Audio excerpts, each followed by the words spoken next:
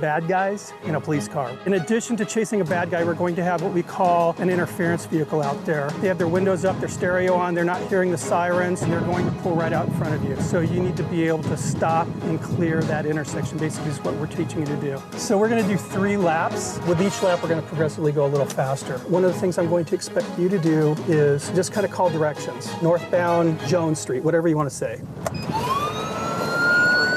Get on the radio. Say I have a failure to yield stolen police car. Failure to yield stolen police car northbound towards C3. Okay, good. Now here you're going to start out wide and come in on the apex of the turn. Keeping your eyes up, drift in, and then all the way to the floor.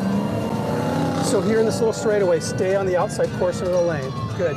Brake in a straight line. You're going to come in on this inside portion of the turn and let it kind of drift out.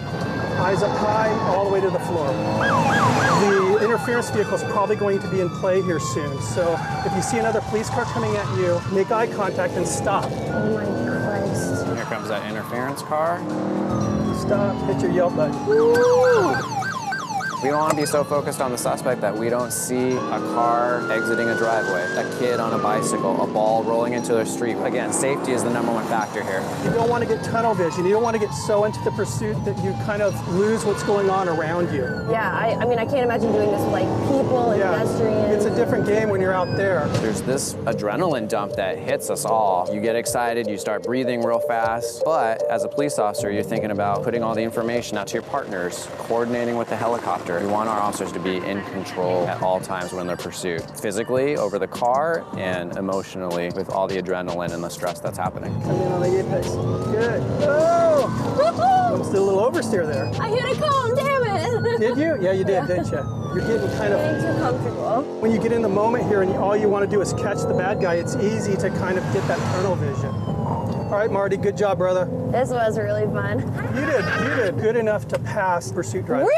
Yes, you did. We need to get her a real badge. She's ready to go. I'm gonna refrain from that responsibility. I'm Officer Ken Crease with the San Diego Police Department. I'm one of our defensive tactics instructors. Today we're going to go over some of the force options that police officers use to take people into custody. We'll start at the lowest level that officers use and progress to the highest level. Anytime you apply any amount of force, it's not pretty. We take that type of intervention very seriously and we use it as a last resort. The lowest level of force would be compliant behavior. We're going to set up a suspect here who has a warrant for their arrest, and you're simply going to introduce yourself and then we'll put the cuffs on. Hi, my name is Officer Kare, and we have a warrant for your arrest. Could you please turn around? Put your hands together, knuckles touching, feet separated, and lean back. And come down here. Excellent. Do you ever deal with someone that easy to arrest? Yeah, we deal with people like this all the time. That's probably the majority of our stops. When we watch videos, you don't see someone standing there saying, okay, arrest me. You don't have to agree with the reason why we're interacting with you. That's for the court of law, but it's not for fighting us on the street. So Michelle, this person is a protester. They don't form a threat to you. Clearly see they don't have weapons, sitting in the middle of the street maybe, blocking traffic. They're not gonna stand up, so how do I get them up? I'm gonna apply some pain compliance. I will do it to you so you can feel it, and then I want you to demo it to Mike. I've given you commands to stand up. We're going to apply pain. You've decided that you're going to refuse. I don't want to, but okay. I'm going to control your head, stabilize it, and there's a nerve right in here, and I'll find it. You can kind of feel that. Yes, feel that right there. And what I do is I'm going to push in and then forward, and I'm going to give you commands. Go ahead and stand up, stand up, stand up. Okay, there you go. Place your hands to the small of your back. And that's it. It's just simply pain. There's no injury to the spot, just compressing a nerve. So Mike's going to go ahead and get down, and you're going to use it on Mike. Now push in. See his face? There you go. So what we're going to do is say, I need you to stand up or I'm going to apply pain. I need you to stand up or I'm going to apply pain. Nope, not going to come in. So you're going to push in, and we're going to encourage him to stand up as you apply pressure hard. Stand up, please, please stand up. Now he's going to move up into a higher level of force, active resistance. You're going to come up to Mike, you're going to tell him he's under arrest for a warrant, and he's not going to comply. So on this one, we're going to let you use some pepper spray. The pepper spray's out in front, and this hand is kind of up here, but sometimes you get some back spray depending on the wind. Hello, my name is Officer Kare. Your arrest, we have a warrant. I'm not going to fight you, you're not taking me to jail. Okay, so go ahead and give him a warrant. You're going to get pepper sprayed. If you don't turn around and put your hands behind your back, I am going to pepper spray you. If you believe he has a weapon on him, let's say he has a pocket knife, you could use a What's that? No. You would know as quickly as water. Okay. So a couple things. Hopefully you're all writing this down. You too. Jotting it down, what she's doing. When I ask you questions about it, you don't have to go back and watch the whole video. You can just look at your notes, okay? So you should know everything that she's done. Has she done a whole police academy? No. She's just doing the cool stuff that look cool on YouTube, right? But she's done some, some pretty interesting things. Obviously, physical fitness is a big part of the academy. PT pretty much every single day. Physical fitness is a big part of almost every public service career, public safety. Get something out. See, I see you writing. Okay, let's go. You too, get something out. I can't see you, but get it out. Okay. I'm just gonna sit here, okay? I'm not the only one working. So, physical fitness, big deal. What else? What else did you see in here that were, these guys all get here. What else? What are some, like, for example, I don't know if I've ever mentioned this to you guys, there's a thing called command presence. Does that ever come up in our Zooms? Command presence? Write it down. You write it down, and you write it down. Command presence. Sounds really cool, too, huh? Command presence. That means for band, command presence. Command presence is really important for police officers. Command presence is that confidence that you give off to other people. So notice when I'm up here talking to you, I'm using my big boy voice, right? Even though I got a microphone on, I probably don't need it because I'm using my big boy voice. I'm not screaming and yelling at you, but I'm using my big boy voice, right? So you guys all back there can hear me. Okay. Hopefully I'm giving off an air of confidence. I'm not, hey, come on now. Come on, please. Can you please get your notebook outside, please? I mean, really? Seriously? Okay. I'd really like you to take some notes because, no, I'm using my big boy voice. I'm bringing it from down here, right down here. Okay.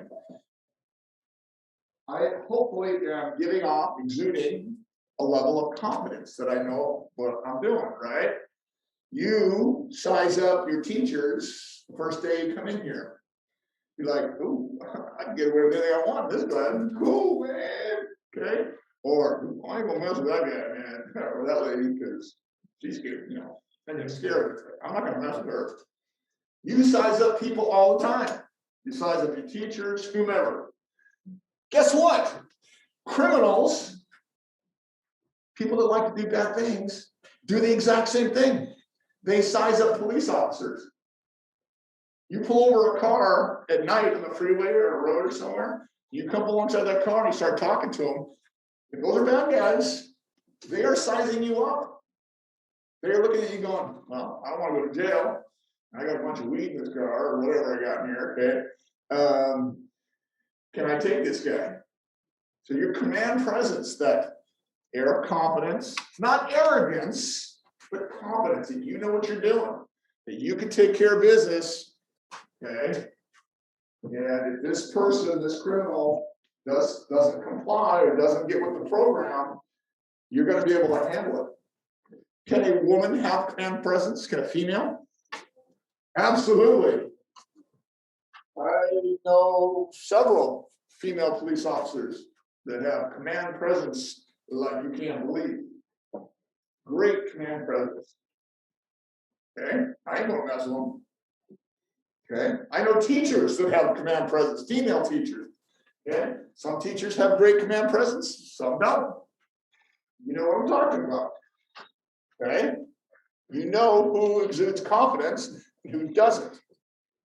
Okay, that's not arrogance, though. Remember, command presence does not mean arrogance. It means confidence. Like, I know what I'm doing.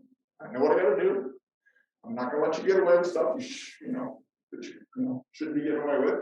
And if you try and take me, try to fight me or something, I'm going to use every tool I got between these and whatever I got.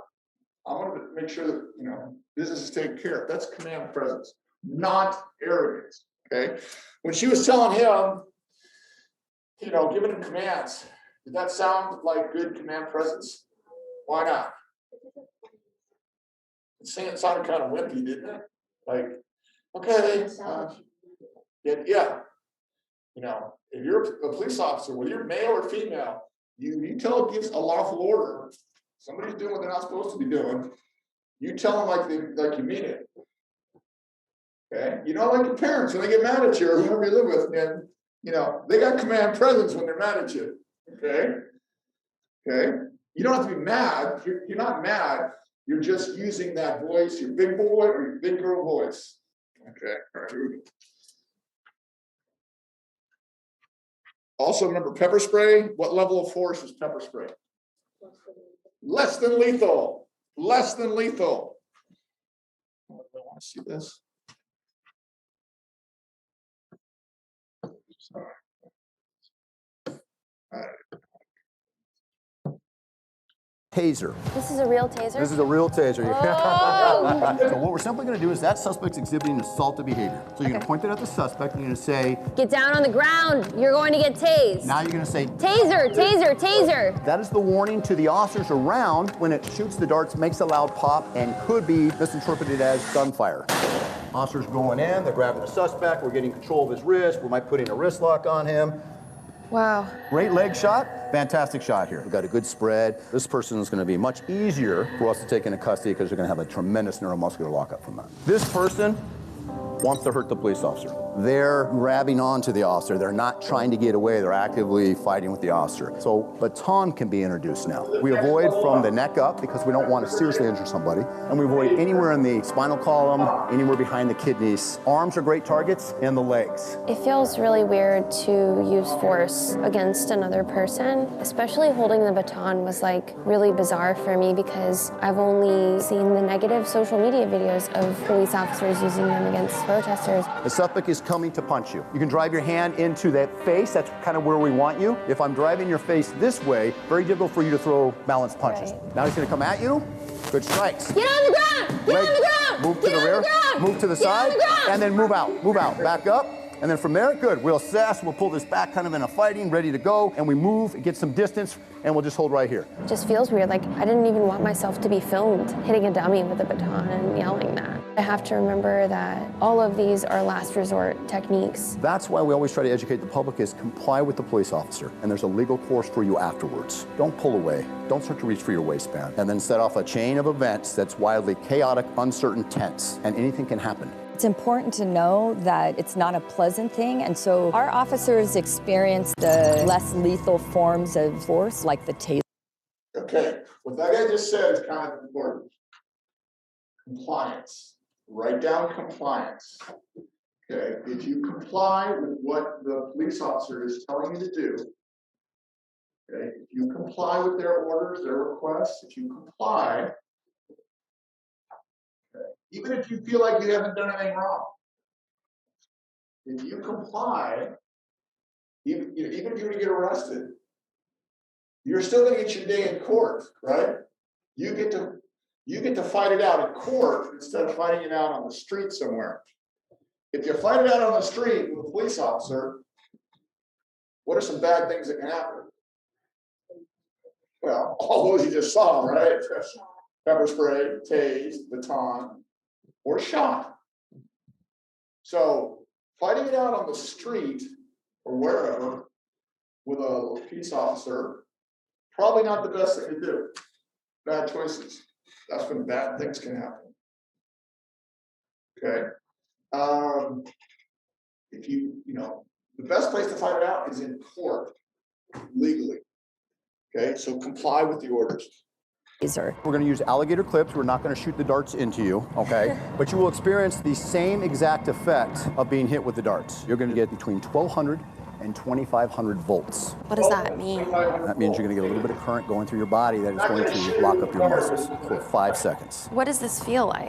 It's hard to explain. I'm going to tell you that it feels like a kind of like a jackhammer. Wait, this is happening really fast. I don't like this. Are you guys gonna hold me? They're going to hold you. Whatever happens to you, they're going to keep you from falling. Wait. Oh my God! You can do this. All our recruits do it. Just hang on. 5 seconds. Hang on. Ready? Yes. Taser, taser, taser. Hang on. 2, 3, 4, 5, and you're done. Yes, nice job. Hang on, stay with her. Hang on, don't move. We're gonna take the alligator clips off. You got the one, just catch your breath for a second. All right, catch your breath. Let me ask you this, if you were a suspect, could you have fought through that? Could you have attacked the police officer? No. That's why it's so effective. And I always go back to this.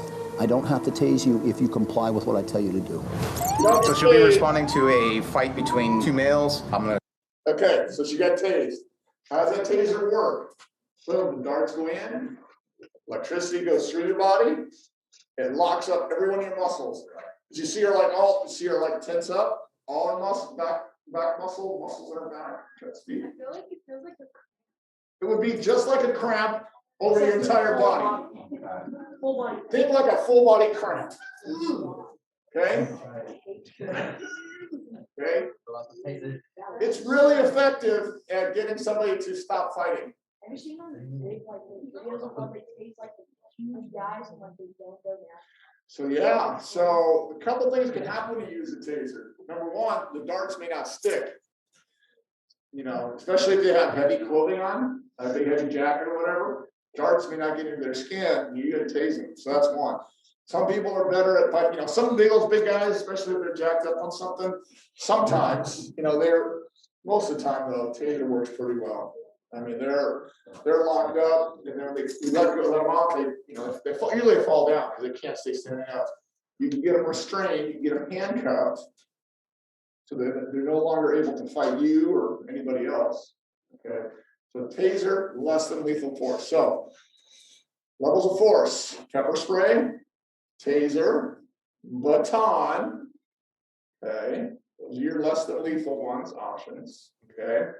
And then you go to lethal force, right? Which is your sidearm or your long gun or shotgun, okay? Now, she's gonna do scenarios. Scenarios are used in training all the time. Scenarios. We've already done some in here online, and we'll do some next year too. Scenarios, okay? So we read a scenario. If this is happening, what do you do? It's like play acting, but you have to be the police officer and you have to make the right decision, okay? You actually get graded at the end of your academy. You have to go through scenarios. They give you a scenario or scenarios, and you have to make the right decision. If you don't make the right decision, you fail the scenario part. You got to do it again. I told you you get 2 tries in the academy, right? If you fail a test, you go back and retrain, restudy, whatever it is. You get to try it again. If you fail it the second time, sorry, goodbye. No matter where you are. You can be up to your last test in the academy. And if you fail it twice, see ya. I'm gonna confront her. I'm gonna draw a gun from my backside, and then we'll see what her reaction is. Sometimes from the minute they're stepping out of the car, somebody's videotaping them. Things happen incredibly fast, and that is why training is so important, so that they can make decisions that are ethical and efficient on the drop of a dime. Hello, sir. My name is Officer Kare. I'm going to need you to go to that wall and turn around and put your hands behind your back. Stay away from me. Partner, watch it. Just watch him. Watch his hands. Keep going. Keep talking to him. Stay away. I'm not going back. Let me see your hands. I'm not going back. What are you gonna do? Huh? Put your hands up. What? Shots fired. Shots fired. Shots What are fired. we doing? Check your gun. Check your gun. Get behind cover, guys. What are we gonna do? When 17-year-old Trayvon Martin died at the hands of George Zimmerman in 2012, protests sprung up around the country. There is growing outrage tonight after an unarmed African-American teenager was shot and killed by police in the St. Louis suburb of Ferguson, Missouri. And they're saying we're not going to let this go unchecked. This healing is going to be hard. We as a society have to take this seriously. And it's incumbent then on the activists to also take seriously the tough job that police have. How do you feel about the Black Lives Matter and Blue Lives Matter movements? It comes down to mutual respect and understanding that there's differences. It's okay that there's differences, but we need to grow together and grow in harmony. Personally, it hurts when I see the clash. I've worked for over 22 years hard to make sure that I'm there for the community. My family's part of this community, and so it is difficult. However, our job is to always be there for the people. And when they called 911, no matter how we may disagree, we're gonna come there. Not everybody's gonna like us. I don't expect that, but when the wolves come and bad things happen, the police are gonna be the one to run to the danger. This guy, he came into my store, he punched me right in the face. That guy right there in the black and the sweatshirt. Sir? What's that now? 510. Going up the stairs. Get down on the ground now! Get down on the ground now! Get down on the ground! Fuck, get off me! What, you want some of this? Huh? Get the gun! Back the gun! Get your gun back, Michelle. It's over here. Good, get your knees inside. Kick, Michelle, kick. Get inside, get your both legs inside, Michelle. Targeting, where's the groin? Where's the groin, Michelle? Grab the inside of the pants for the groin. Get up tactically. Put your hands up. I give up.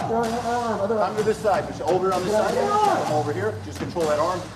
And he's handcuffed. In a scenario. We did not rehearse that.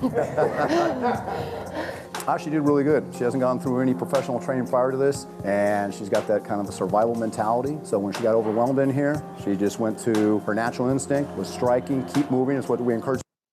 They know what that's called when you get into a fight like that. And almost always, 90% of the time or more, 99% of the time, when you get into a fight like that, it ends up on the ground, wrestling around. It's never like the movies. You know, in the movies, you're not there. Ooh! It's never like that. It always ends up on the ground. You know what that's called?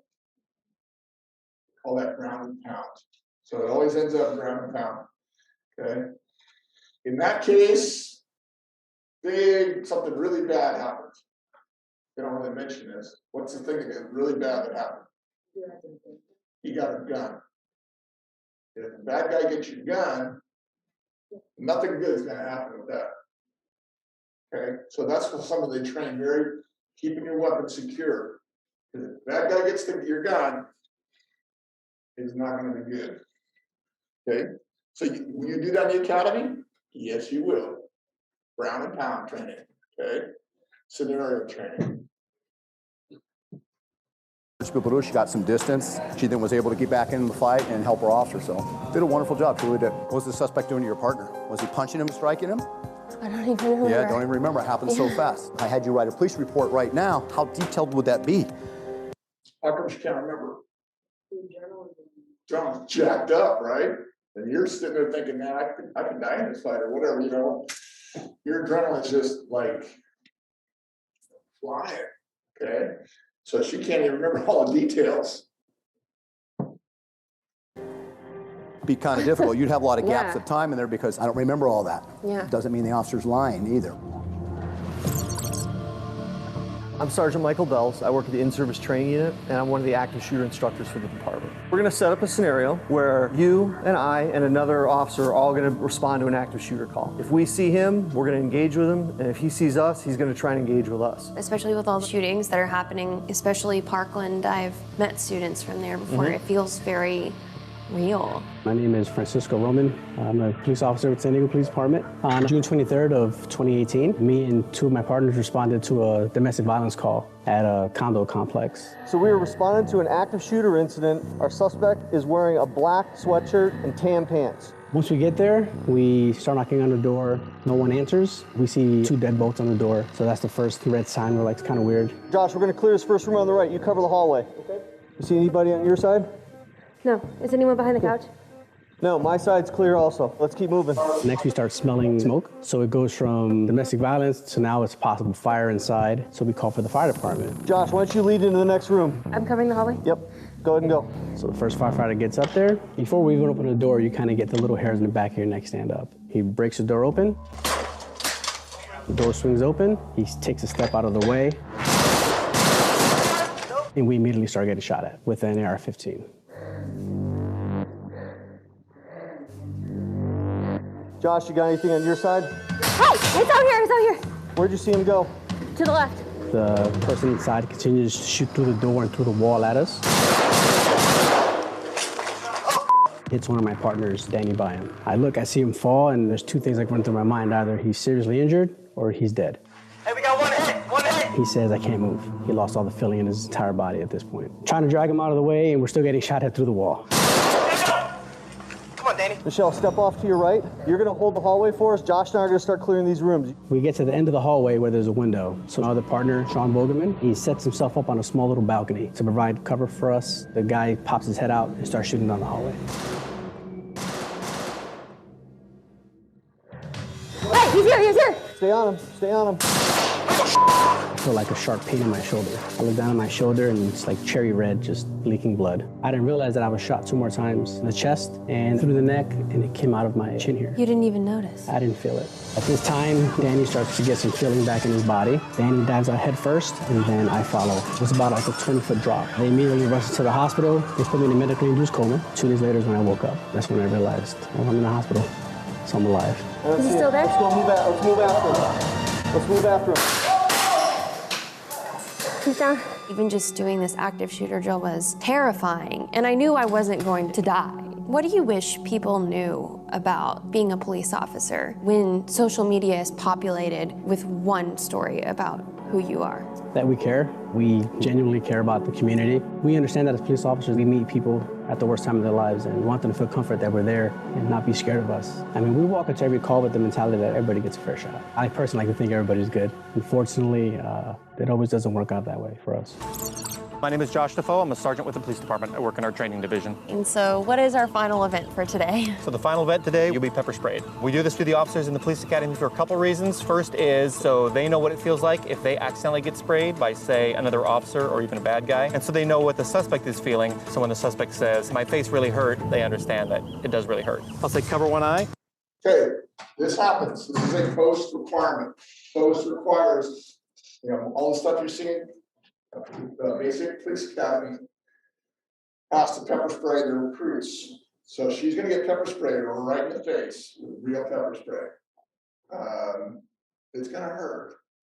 Okay. What are the 2 reasons they do this to officers or officer candidates? 2 reasons they just said. Why do they pepper spray them? So they know. One. So they know how to operate if they get sprayed accidentally or if a suspect sprays them. They got to be able to, they can't just say, okay, there you go, man, okay, cool. No, that's not the way it goes down.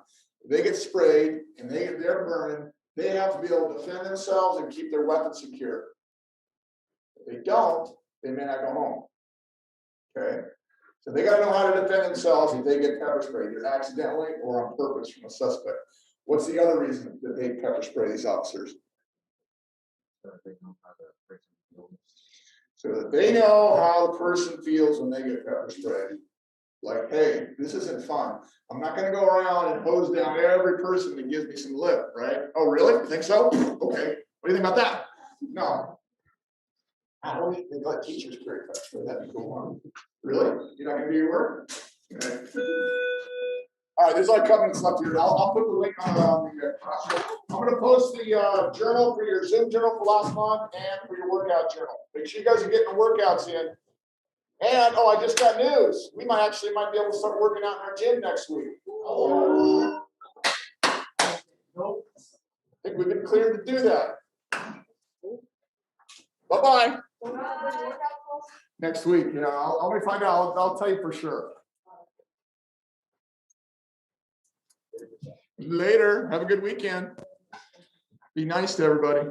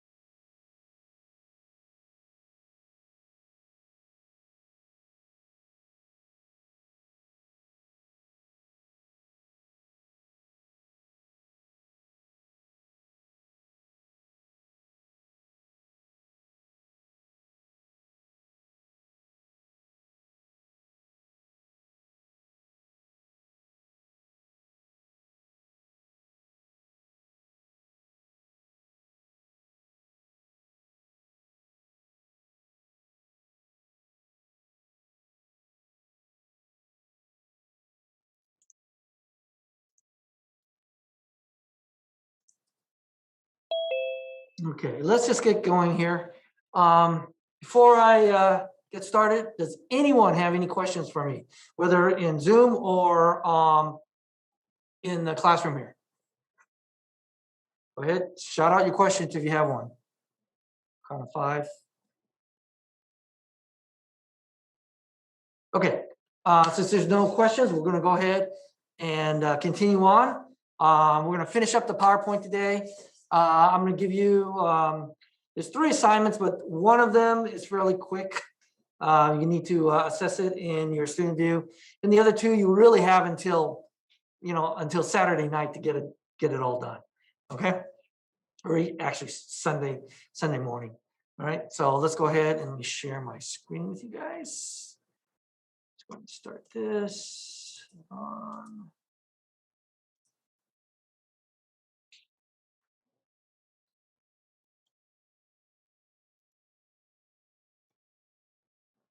Let's go on here. Take a second.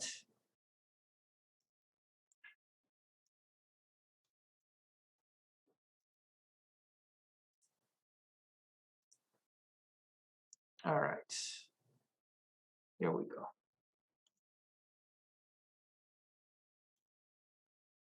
All right. I'm going to go ahead and turn off the lights here for the people that are in the classroom so they can see better.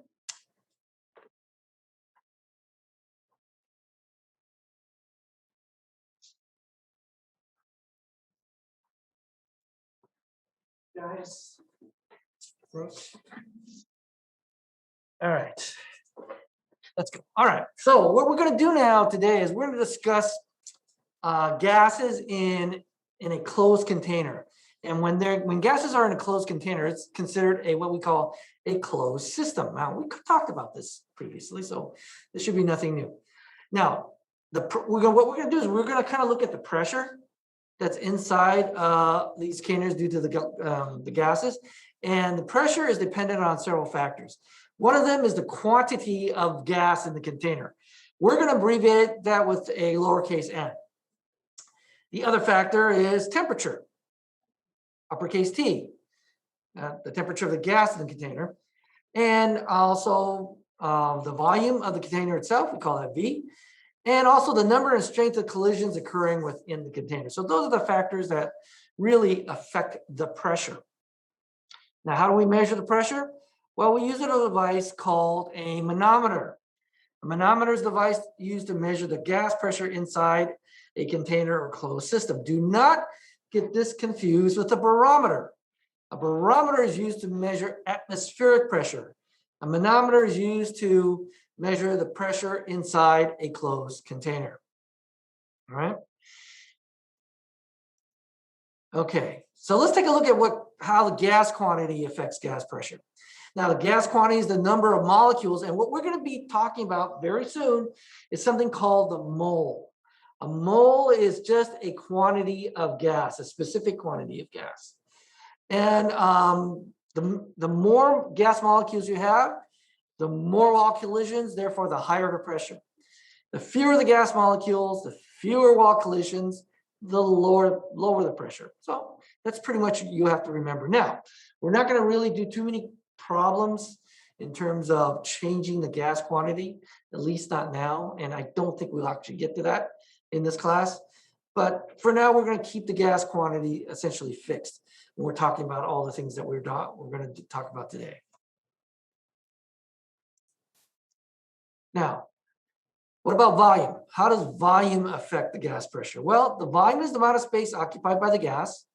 The smaller the volume, the less space there are for molecules to move around. So therefore, there's more frequent collisions, therefore higher pressure. The larger the volume, the more space for molecules, the less frequent the collisions, the lower the pressure. Now, the relationship between pressure and volume.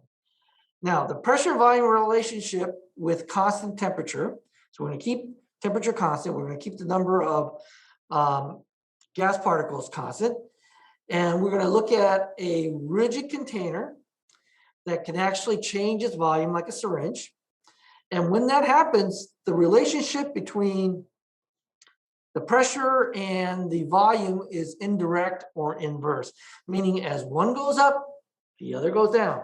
So when the pressure increases, the volume goes down. When the pressure decreases, the volume goes up. Now, this relationship is proportional, so if you double the pressure, you halve the volume. If we were to graph this relationship, this is what it would look like. It's a curved graph like this, curving downwards as you go towards the right. And as you see, as pressure increases this way, volume goes down this way. Okay? So let me go ahead and show you a quick video on this. Make sure that's on. That's on. Okay, that should be okay. Start the video here. Now, if you need to see these videos, again, they're in Google Classroom. Today on Sci Guys, Boyle's gas law.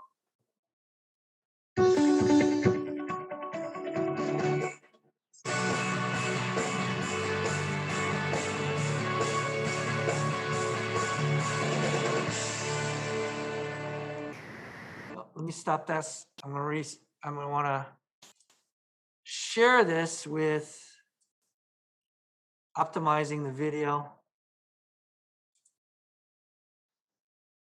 Okay, let's try this again. Hopefully that will work better.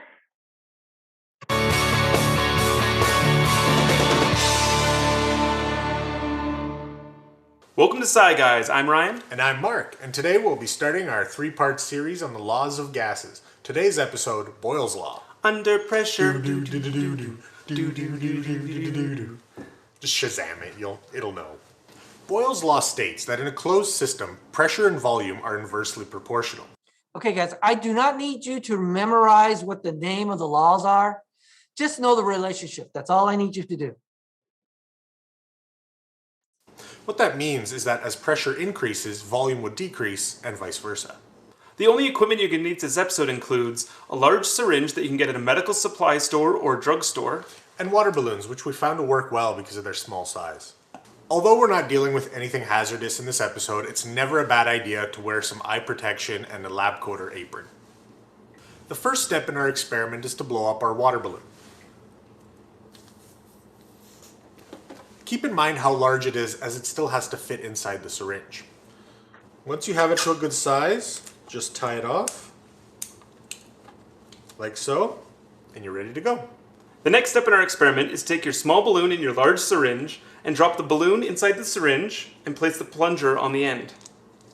For our first test, place the plunger at the highest point in the syringe and cover the bottom opening with your finger. Next, press the plunger down and watch as the balloon shrinks in size. Remove your finger from the bottom of the syringe to release the pressure. For the second test of our experiment, we're going to place the plunger at the lowest point it can be without touching the balloon. Once again, place your finger over the opening in the bottom of the syringe and pull the plunger upwards. Watch as the balloon increases in size. To release the pressure, remove your finger from the opening in the syringe. Let's look at this experiment a little closer. Boyle's gas law states that when a fixed amount or mass of an ideal gas is kept at a constant temperature and in a closed system, then its pressure and volume are inversely proportional. What this means is, when pressure increases, volume decreases, and as pressure decreases, volume increases. An ideal gas is a theoretical gas composed of a set of randomly moving, non-interacting particles. Under normal conditions, many gases such as oxygen, hydrogen, and some heavier gases like carbon dioxide will behave like an ideal gas. This means they follow the laws of ideal gases, such as Boyle's law. In our experiment, the balloon and syringe are filled with tons of gaseous air molecules. Placing your finger over the opening at the bottom of the syringe keeps the mass of air molecules constant and creates a closed system that will allow us to manipulate the pressure and volume. When we press the plunger down, we are increasing the pressure being placed on the air molecules inside the syringe by reducing its volume. As the pressure increases, the amount of force placed on our air molecules increases and they are forced closer and closer together, decreasing the volume of space that our gas takes up and shrinking the size of our balloon. When we remove our finger from the bottom of the syringe, we release the added pressure and our balloon grows back to its original volume. In the second portion of our experiment, we start with the plunger at the bottom of our syringe, almost touching the balloon. When the plunger is pulled upwards, we are reducing the pressure inside the syringe by increasing the volume of space the air inside takes up. This decrease in pressure and increase in volume pulls the air molecules further apart, increasing the amount of space the gas takes up, growing and expanding the size of our balloon. Removing your finger from the bottom of the syringe returns the pressure back to normal, reducing the volume and size of our balloon. When we compare the two variations of this experiment side by side, we can clearly see the inversely proportional relationship between the volume and pressure of an ideal gas. This relationship is known as Boyle's law. Well, that's it for episode 1 of our series on gas laws covering Boyle's law. Thanks for watching. If you enjoyed this episode, let us know in the comments below and subscribe for future episodes. And remember, like us on Facebook and follow us on Twitter. And if you have any questions related to Okay, we can go ahead and stop there. We don't need to see that part of it. All right, so let's continue on here. All right. Now, what happens if we look at the relationship between temperature and gas pressure, right? Remember, temperature is a measurement of the amount of kinetic motion or energy possessed by gas molecules. As temperature of substances increases, the kinetic energy of molecules of that substance also increases. All right, so the higher temperature, the faster the motion, the harder, more frequent collisions, the higher the pressure. The lower the temperature, the slower the motion, the softer, less frequent collisions, so therefore you get lower pressure. Now, the temperature effect on pressure is in a constant volume, so we're going to keep the volume constant. For instance, like in a rigid scuba tank, the relationship is direct. That means as the temperature goes up, pressure goes up. And when temperature goes down, pressure goes down. Again, this is proportional. If you double the Kelvin temperature, you also double the pressure. If we were to graph this like we did before, okay, it would look something like this.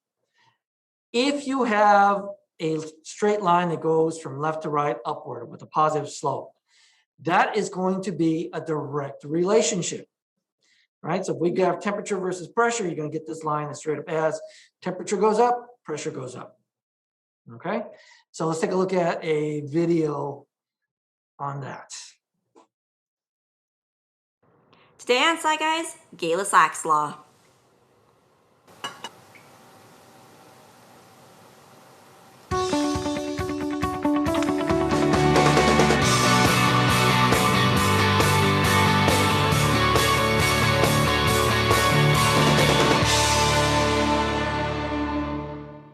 Welcome to Sci Guys. I'm Ryan. And I'm Adam. And today we're doing Gay-Lussac's law of ideal gases. You're not Adam.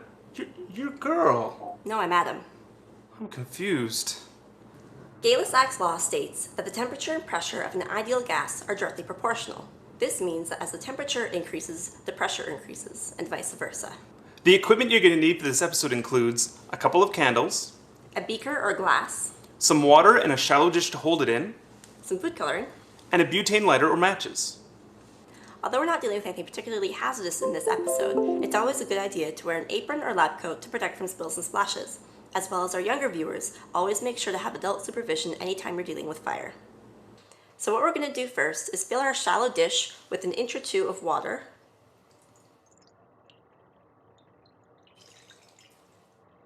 And then we're just going to add some food coloring to make it easier to see.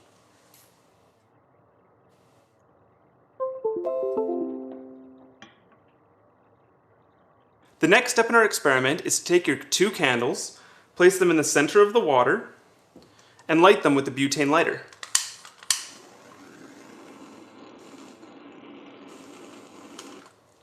For the final step, take your beaker or large glass and place it over top of the candles. After a little while of having our beaker over our candles, you'll notice the candle's flames will get smaller and smaller until they're extinguished.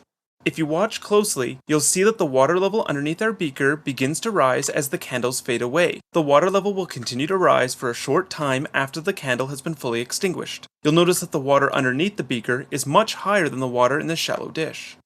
Let's look at this experiment a little closer. Gay-Lussac's law states that when a fixed amount or mass of an ideal gas is kept at a constant volume and in a closed system, then its temperature and pressure are directly proportional.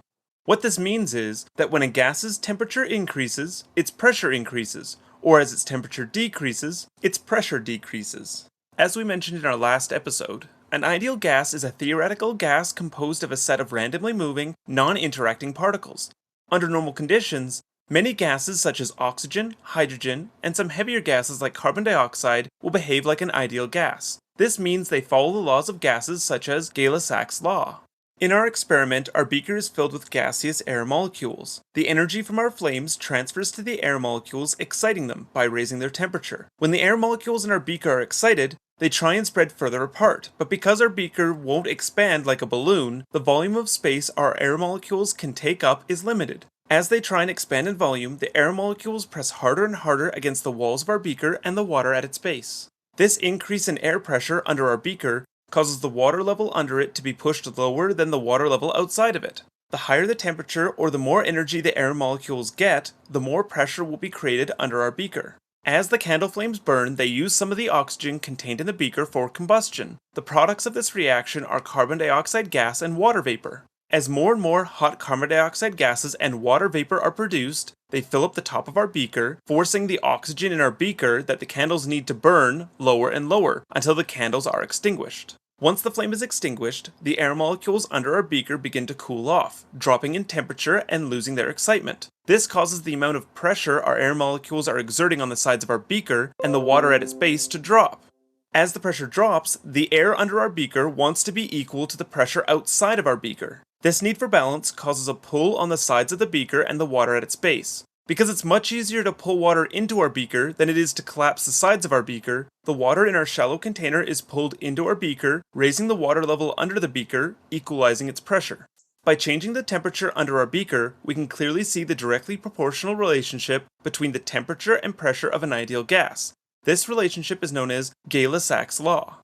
That's it for Gay-Lussac's law of ideal gases. Thanks for watching. If you enjoyed this episode, let us know in the comments below and subscribe for future episodes. And be sure to like us on Facebook and follow us on Twitter. If you have any questions related to this episode, or about science in general, let us know in the comments below or message us on Facebook and we'll try to help you out as best possible. Thanks for watching. Bye. Bye. You're not Adam. You're Teresa. You can't. All right, let's go ahead and continue on here. Now, let's take a look at what happens to the effects of temperature and volume. Now, remember, temperature affects on volume with constant pressure and moles, all right? Now, we use a flexible container like a balloon, and that relationship is direct. What that means is as temperature goes up, volume goes up. As temperature goes down, volume goes down. Again, this is proportional, so if I triple the Kelvin temperature, I will triple the volume. And again, the graph of this is a straight line, right? Anytime you have a direct relationship, you're going to get the straight line type of setup, okay? So let's go ahead and watch our last video on this. Today on Sci Guys, Charles' Law.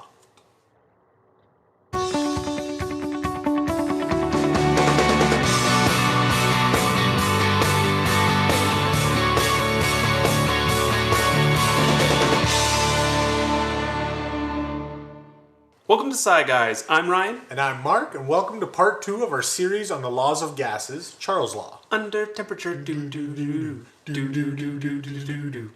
Charles' Law states that in a closed system, temperature and volume change proportionally to one another. That is, as temperature increases, so does volume, and vice versa. The equipment we need for this episode is a heat-resistant beaker or glass, some balloons, some boiling water, and a fridge or freezer to cool our balloons in. In this experiment, we're going to be using boiling water, so for safety reasons, we highly recommend the use of goggles, temperature-resistant gloves, and an apron or lab coat to protect from spills and splashes. The first step in our experiment is going to be to blow up our balloon. Now, if you watched our previous episode, we're going to want to blow it up a little bit more this time. Like so. I'm just going to tie it off like so. There you go. The next step in our experiment is to pour boiling water into our glass beaker. Place your balloon into the beaker. In our first attempt at this experiment, we used a water balloon in boiling water. As the water balloon sits on top of the boiling water, it gradually increases in size. There's only one problem with a water balloon. They tend to pop because of their small size. In our second attempt, we used a full-size 12-inch party balloon and less water. We also placed a lid on the top to contain the hot air inside the beaker. In this version of our experiment, we see a more dramatic change in the balloon's size, as well as a much lower risk of the balloon popping. For the second portion of our experiment, we're going to place a balloon into the freezer. Leave your balloon in the freezer for a few hours. After a couple of hours, when we remove our balloon from the freezer, we'll notice it's smaller in size. As it warms up, it will gradually increase in size. Let's look at this experiment a little closer. Charles' gas law states that when a fixed amount or mass of an ideal gas is kept at a constant pressure and in a closed system, then its temperature and volume are directly proportional. What this means is, when temperature increases, volume increases, or as temperature decreases, volume decreases. As we mentioned in our last episode, an ideal gas is a theoretical gas composed of a set of randomly moving, non-interacting particles. Under normal conditions, many gases such as oxygen, hydrogen, and some heavier gases like carbon dioxide will behave like an ideal gas. This means they follow the laws of gases such as Charles' law. In our experiment, our balloon is filled with gaseous air molecules. When the balloon is placed in the beaker with boiling water, the energy from the higher temperature water and steam molecules transfer to the lower temperature air molecules inside our balloon, exciting them. When the air molecules in our balloon are excited, by raising their temperature, they spread further and further apart, increasing the volume of space they take up. The higher the temperature or the more energy the air molecules get, the larger our balloon will grow, or in other words, the greater the volume of space our gas will take up. If we remove our balloon from the hot water, the air molecules inside our balloon will gradually lose the energy they've been given, dropping back to room temperature, causing the balloon to shrink in volume back to its original size. In the second portion of our experiment, we place our balloon in a freezer, which causes a transfer of energy in the form of heat from the warmer air molecules inside our balloon into the cold freezer. As the energy is removed from our air molecules, they slow down, drop in temperature, and get closer and closer together, decreasing the volume of space they take up. The colder the air molecules get, the closer together they will be. If the temperature of a gas is lowered low enough, it will go through a change in state from a gas into a liquid. When we remove our balloon from the freezer, the air molecules inside will gradually gain extra energy from the air in the environment, raising its temperature, causing the balloon to increase in volume back to its original size. By changing the temperature of our balloon, we can clearly see the directly proportional relationship between the temperature and volume of an ideal gas. This relationship is known as Charles' law. Well, that's it for episode 2 of our series on the laws of gases. Thanks for watching. If you enjoyed this episode, let us know in the comments below. Let's go ahead and continue on. All right, so let's go ahead and finish this up, okay? Say sentence from number 3. It says the pressure of a closed system of gases can vary depending on several factors, including the temperature and volume of the system and the number of moles or molecules of gas present in a closed system. If the temperature is increased, the pressure of the gas will increase. That's because it's a direct relationship. If the volume of a closed system in a flexible container is increased, then the pressure will decrease. That's where you have the inverse, right? The temperature and pressure relationship is an example of direct relationship, while the volume and pressure relationship is an example of an indirect relationship. Okay, let's take a look at these distinct pressure paragraphs. Matter exists in 3 distinct states, each state having a set of properties that make it unique from the other 2 states. Solids have a rigid structure that allows them to hold their own distinct shape. Liquids do not have a distinct shape, but are not compressible.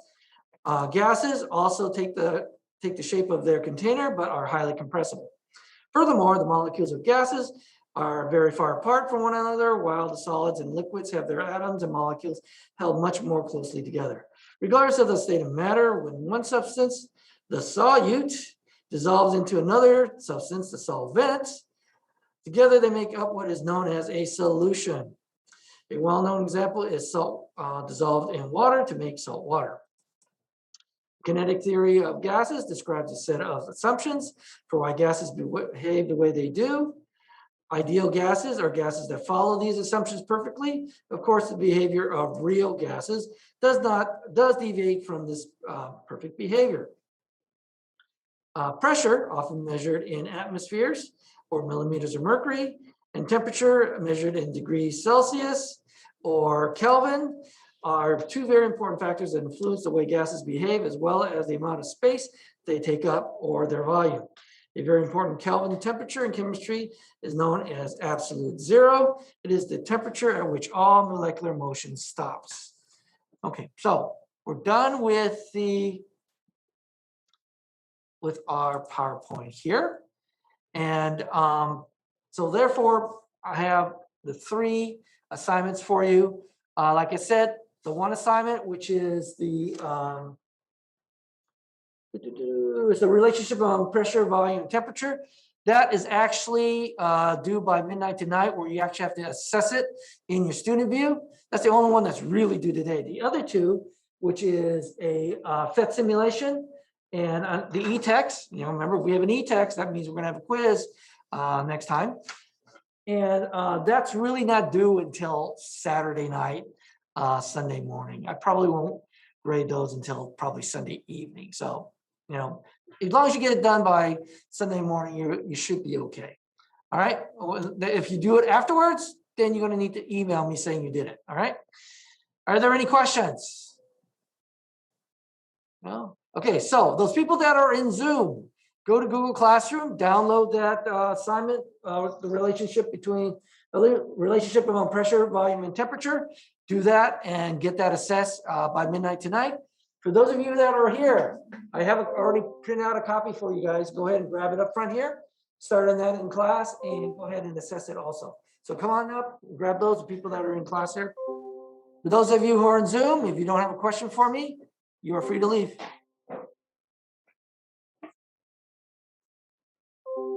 Yes. Yes, go ahead and go. Turn on the light for you guys.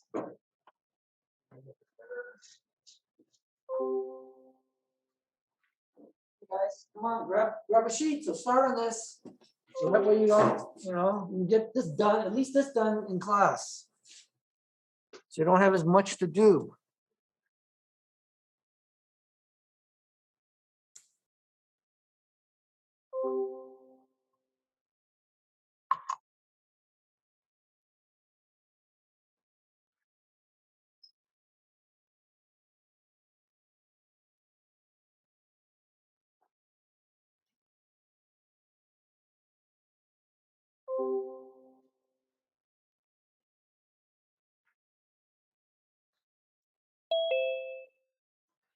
Desiree, you got to get in here earlier.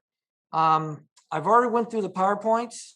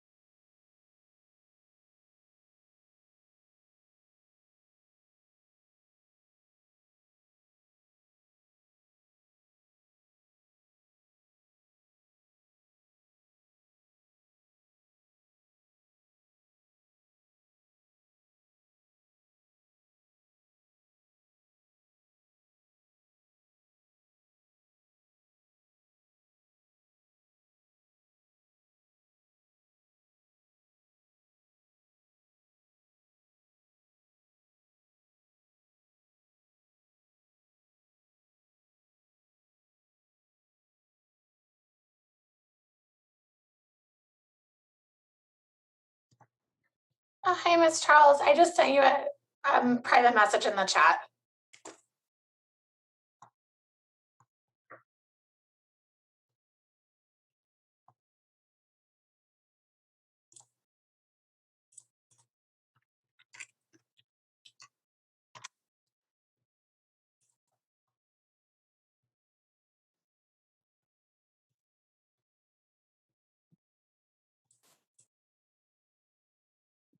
Hello?